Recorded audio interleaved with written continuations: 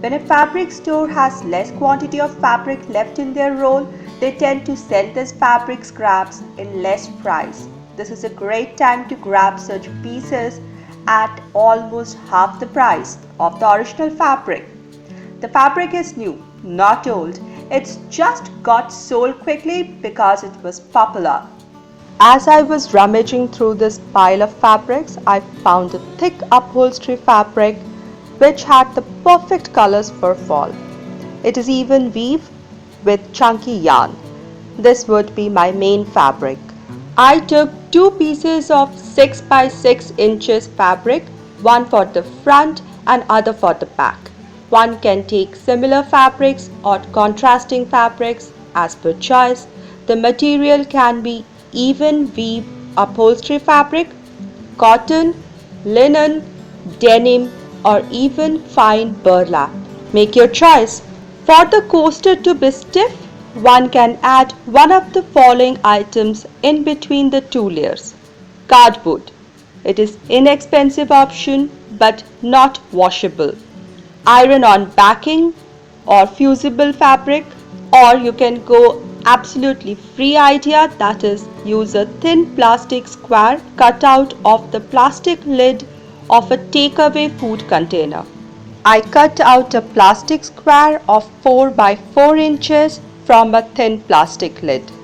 As this is a no-sew project, one also needs some form of fabric adhesive like fabric glue, fabric Mod-Podge, or double-sided fabric adhesive tapes. Applying adhesive to sides of the plastic, I adhered it to the back side of back fabric square. Then folded the edges over and glued them too. Let it dry. Try to be neat, but don't kill yourself.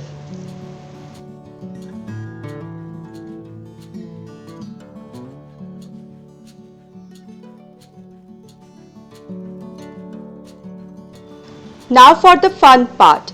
Pull out threads from the side of the front part to about 3/4 of an inch.